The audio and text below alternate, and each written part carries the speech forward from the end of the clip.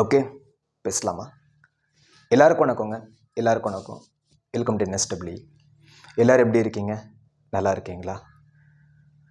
Formality கேட்கலங்க, அப்புறம் மாட்டு தான் கேட்குறேன். ஏன்னா ஒரு மாதம் கழித்து நான் உங்களை திரும்பி வந்து பார்க்குறேன். களத்தில் தான் இருக்கேன், பேக்ரவுண்டில் ஒர்க் பண்ணிருந்தேன்.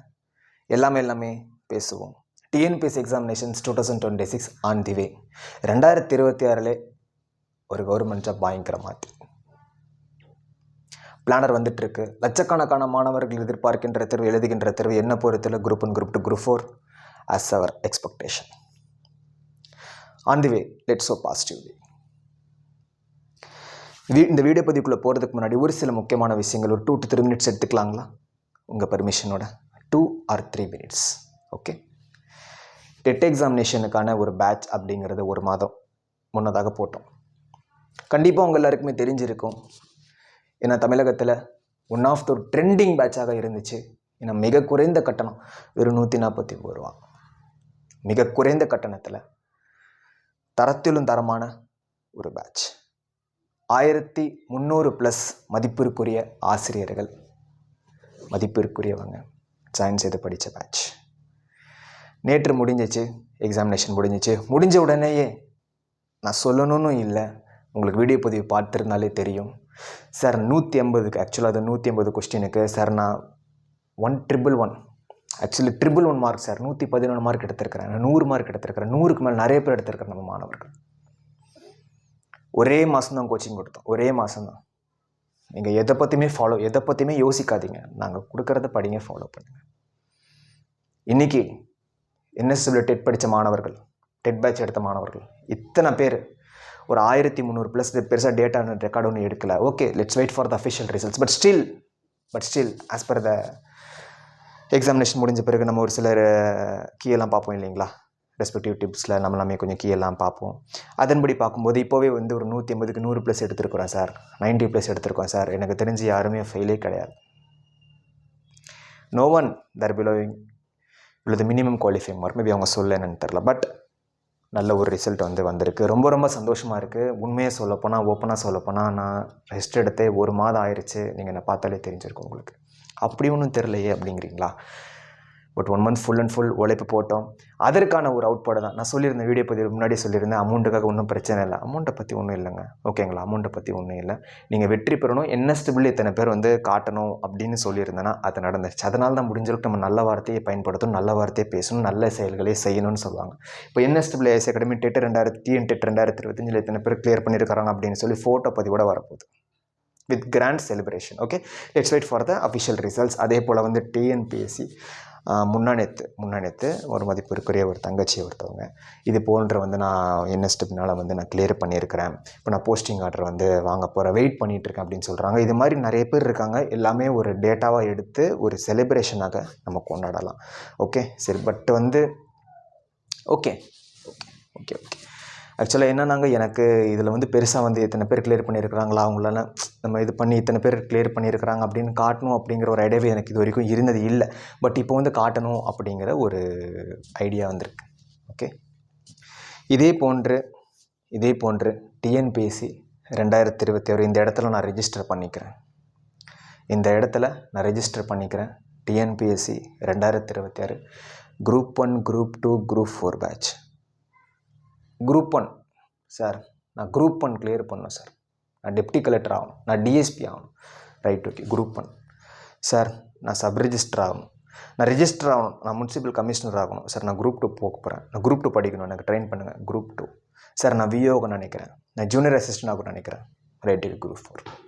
இந்த 3 எக்ஸாமினேஷனுக்கு தரமான ஒரு சம்பவம் 2026. உண்மையை சொல்லப்போனால் முடிஞ்சளவுக்கு இந்த 2026 ஒர்க் வாங்குறதுக்கு முயற்சி பண்ணுங்கள். ஏன்னா நமக்கு எல்லா சூழ்நிலைகளும் சாதகமாக இருக்கு. இப்போ 2026 நம்ம எலெக்ஷன் வேறு எதிர்பார்த்துட்ருக்கோம், சரிங்களா? ஸோ அதற்கு முன்னரே நம்ம வந்து கம்ப்ளீட்லி, சரிங்களா, நம்ம என்ன நினைக்கிறோம், குரூப் 2வா, குரூப் 1ஆ, குரூப் 4, அது உங்களுடைய ஒரு விருப்பம் என்னமோ அதை நம்ம வந்து இந்த வருடத்துக்குள்ளேயே நம்ம வந்து கிளியர் பண்ணுறதுக்கு முயற்சி பண்ணுங்கள். கிளியர் பண்ணிடுங்க. ஓகே, பேட்ச் வரப்போகுது. குரூப் 1க்கு, குரூப் 2க்கு, குரூப் 4க்கு. இப்போ டெட்டு எப்படிங்க பேட்ச் போட்டோம் நம்ம? அதுவும் கடைசி நேரத்தில் 30 நாளில் போட்டோங்க. தூக்கமே கிடையாது. கம்ப்ளீட்லி தூக்கமே இல்லாமல் ஃபுல் அண்ட் ஃபுல் நீங்கள் நம்மளோட குரூப் என்ன கூட நான் அந்த லிங்க் கொடுத்துட்றேன்.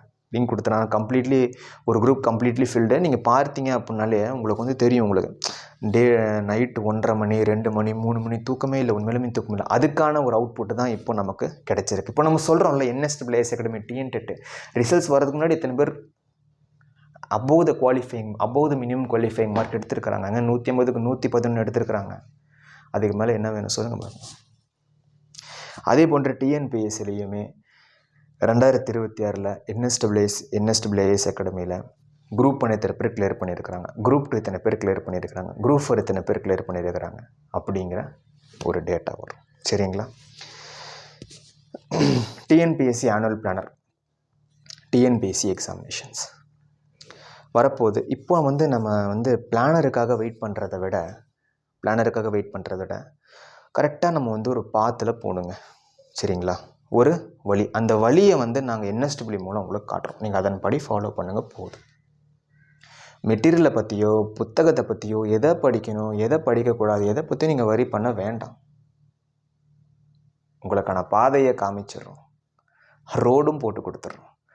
You can reach your destination. சரிங்களா? You can reach your destination. ஒரு வருடம், அதாவது இந்த 2024 to 25 இந்த ஒரு வருடம், அந்த ஒரு கரெக்டாக அந்த ஒரு வருடம் யூடியூப்லேயே இல்லை. ஏன்னா எங்களுடைய ஒரு யூபிஎஸ்சி ப்ரிப்பரேஷன் ப்ளஸ் எங்களுடைய ஒரு அதெல்லாமே போயிட்டு இருந்துச்சு. ஸோ இந்த 2026 கம்ப்ளீட்லி ஒரு ப்ராஜெக்டாகவே நான் எடுத்து பண்ணலான் இருக்கேன்.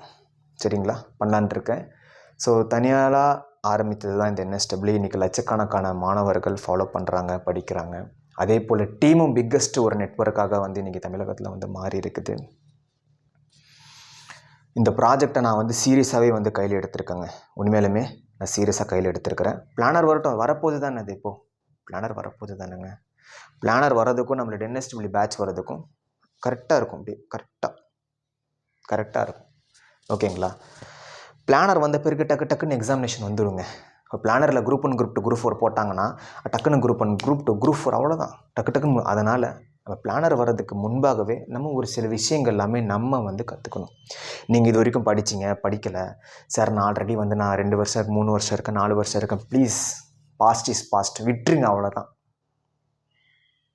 டைம் ட்ராவல் பண்ண வேண்டாம். அதுக்கு போய் டைம் ட்ராவல் பண்ண வேண்டாம். அது விட்டுருங்க. அவ்வளோதான். இப்போ கரண்ட்டில் என்ன இருக்கோ அதுதான். ஓகேங்களா? சார் நான் இப்போ எக்ஸாம் எழுதியிருக்கேன், ரிசல்ட் வெயிட் பண்ணுறதுக்கு வருமா? ஓகே பி கூல் சில். ஓகேங்களா? 2026 நமக்கு ஒரு போஸ்டிங் வேணும். குரூப் 1 குரூப் 2 குரூப் 4 அப்படிங்கிற ஒரு போஸ்டிங் வேணும். அதை பற்றி நீங்கள் கவலைப்படாதீங்க. சரிங்களா? அதை பற்றி புக்கை பற்றியோ மெட்டீரியல் பற்றியோ எதை பற்றியுமே கவலைப்படாதீங்க. நாங்கள் இருக்கோம். சரிங்களா? ஸோ இதை பற்றி இன்னும் பேசலாம், பட் போதும். ஆக்சுவலி நம்ம NSAA தரப்பில் இருந்து ஒரு ஜாப்ஸ் அப்படிங்கிற மாதிரி NSAA ஜாப்ஸ் அப்படிங்கிற மாதிரி ஒரு தளத்தை வந்து உருவாக்கிக்கிட்டு இருக்கோம். ஏன்னா ஒரு தேர்வில் ஒரு வேக்கன்சி வந்து ஒரு 300 வேக்கன்சி கொடுக்குறாங்க அப்படின்னா அது எழுதுறவங்களுடைய ஒரு எண்ணிக்கை அப்படிங்கிறது லட்சத்தில் இருக்குது. அது 3 லட்சமா 4 லட்சமா அப்படிங்கிறத ஒரு கான்செப்ட். இந்த 300 வேக்கன்சிக்கு 3 லட்சம் பேர் எழுதுகிறாங்க சார். அதில் வந்து 1 லட்சம் பேர் மேபி ஏதோ ஒர்க்கில் இருக்கலாம், இல்லை ஏதாவது ஒரு பிஸ்னஸ் இருக்கலாம், என்னமோ இருக்கலாம். இன்னும் ஒரு 1 லட்சத்தில் ஒரு 50,000 பேர் ப்ராப்பராக படிச்சுட்டு போய் எழுதுறவங்களா இருக்கலாம். மீதி ஒரு பேர் வந்து அப்போ தான் ஸ்டார்ட் பண்ணியிருக்கலாம், பிகினராக இருக்கலாம், ஃப்ரெஷரில் எது வேணா இருக்கலாம். ஸோ இப்போ எல்லாமே தாண்டி ஒரு செர்டைன் ஸ்டூடெண்ட்ஸ்க்கு பார்த்தீங்கன்னா பெருசாக, அதாவது அவங்களுடைய கமெண்ட்டை வச்சு நான் சொல்கிறேன், பெருசாக பேக்ரவுண்டும் இருக்கிறது இல்லை, பெருசாக ஒரு எக்கனாமிக்கல் ஃபினான்ஷியல் சோர்ஸஸும் இருக்கிறது இல்லை. அவங்க இந்த ஃபீல்டுக்குள்ளே வராங்க, ப்ரிப்பேர் பண்ணுறாங்க, கிளியர் ஆகிடுது. கிளியர் ஆகலைன்னா அவங்க என்ன பண்ணுவாங்க அப்படிங்கிறது ஒரு நினைவில் வச்சுட்டு தான் இந்த NSAA ஜாப்ஸ் அப்படிங்கிறத ஆரம்பிச்சிருக்கோம். கவர்மெண்ட் ஜாப்க்காக நம்ம எய்ம் பண்ணுறோம், எல்லாமே ஓகே. ஆனால் அது வரைக்கும் நமக்கு ஒரு ஜாப் தேவை. இப்போ டெட்டு பேட்ச் மாணவர்களுக்கு நம்ம என்ன சொன்னோங்க, நீங்கள் டெட்டு அந்த சர்டிஃபிகேட் கிளியர் பண்ணி வச்சுக்கோங்க. ஓகேங்களா? கிளியர் பண்ணி வச்சுக்கோங்க.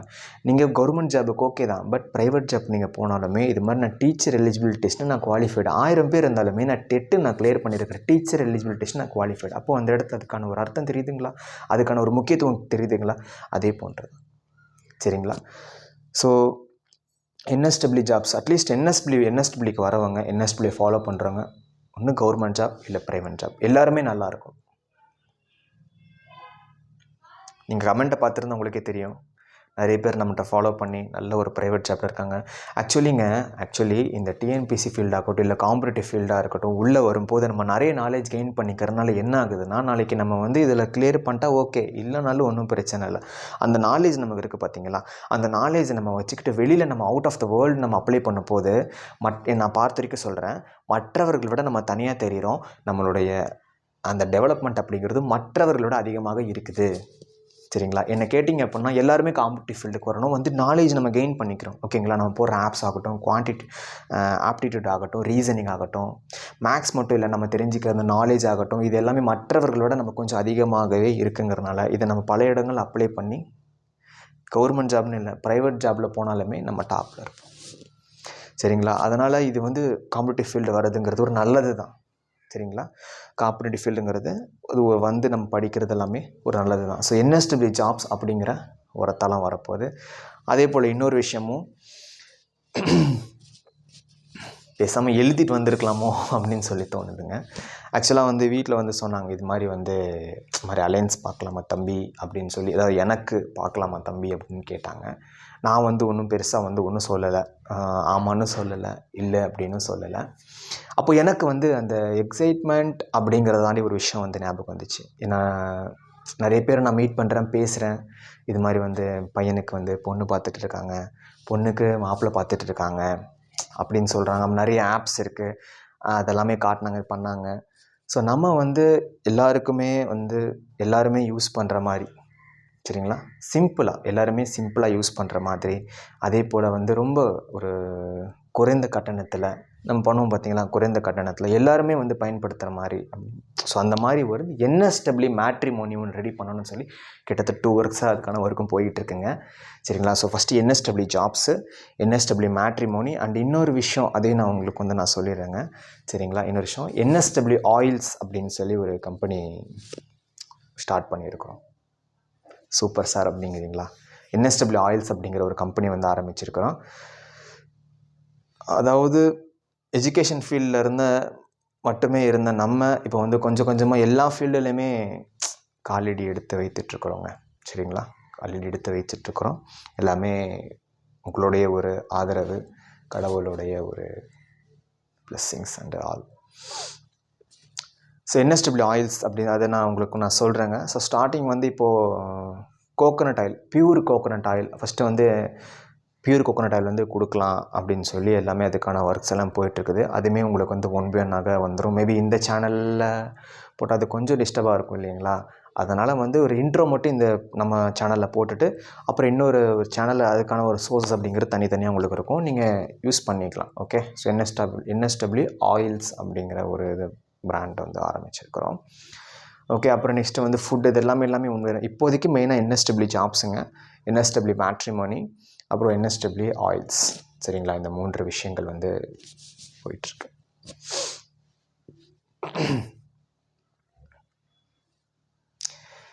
ஸோ நிறைய பேசணும் அப்படின்னு சொல்லி தோணுதுங்க. But I don't want to waste your time.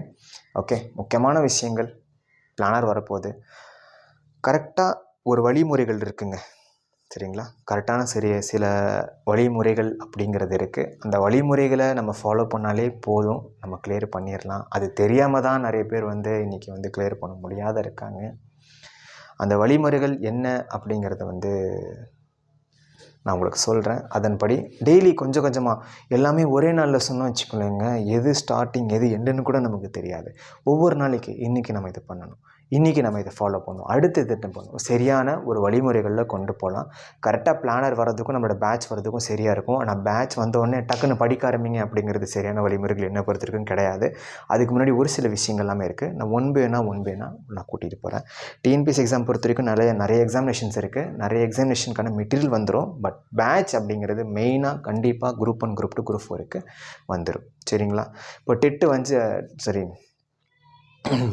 2026க்கான எதிர்பார்த்துட்ருக்காங்க. மாணவர் எப்போ வரும் அப்படின்னு சொல்கிறாங்க. அதே போல் 2025க்கான ஒரு ரிசல்ட் அப்படிங்கிறது, நான் டெட்டு பேட்ச் போடுவேன்னு சொல்லி நான் கனவுல கூட நான் நினச்சி பார்க்கல.